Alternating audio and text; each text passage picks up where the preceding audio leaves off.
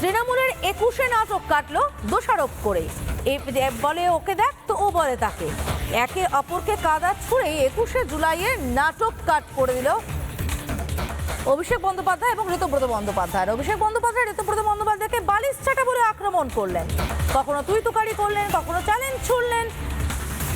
ঋতব্রতকে BC বলে সম্বোধন মমতার ভাইপো, এবং তুই তুকারিও করলেন। শুধু তাই নয়, ইঙ্গিতপূর্ণভাবে বললেন বিসির অনেক রকম মানে হয়।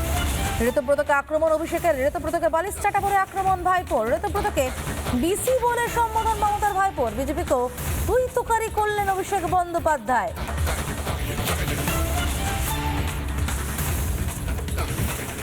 আরো একবার জানিয়ে রাখতে চাইবো, কার্যত 21শে নাটকে কাদা ছোড়াছড়ি তৃণমূলের দুটি মঞ্চ থেকে একে অপরকে লাগাতার কাদা ছোড়াছড়ি চলতে থাকলো। ঋতব্রতকে আক্রমণ করলেন অভিষেক বন্দ্যোপাধ্যায় বালিশ চাটা বলে, ঋতব্রতকে বিসি বলে সম্বোধন করলেন মমতার ভাইপো এবং ইঙ্গিতপূর্ণভাবে বললেন বিসি মানে আরো অনেক কিছু হয়। বিজেপিকেও তুই তুকারি অভিষেকের।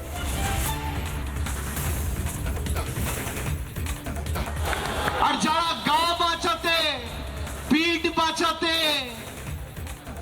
বালিশ চাটার গ্রুপে যাচ্ছেন, এদেরকে তৃণমূল বলবেন না, বলবেন বালিশ চাটা।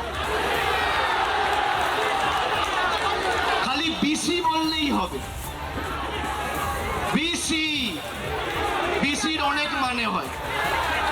বালিশ চাটা, আমি আর বেশি কিছু বললাম না। হয় পুলিশের কাছে মামলায় ধৃত, আর না হলে মেরুদণ্ড বিক্রি করে বালিশ চাটা ঋতব্রত। এই দুটো ছাড়া বক্তব্যের উপায় নেই।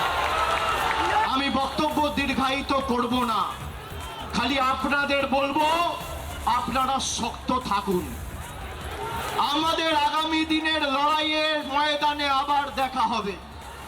বিশেষ করে যে সমস্ত তৃণমূল কংগ্রেসের নির্বাচিত সিম্বলে, তৃণমূলের সিম্বলে, জোড়া ফুল সিম্বলে নির্বাচিত হয়ে যারা পিঠ বাঁচাতে নিজেদের মেরুদণ্ড বিক্রি করে ওদিকে গেছে, আমরা প্রত্যেকটা বিধানসভায় গিয়ে মানুষের কাছে ক্ষমা প্রার্থনা করে আসব।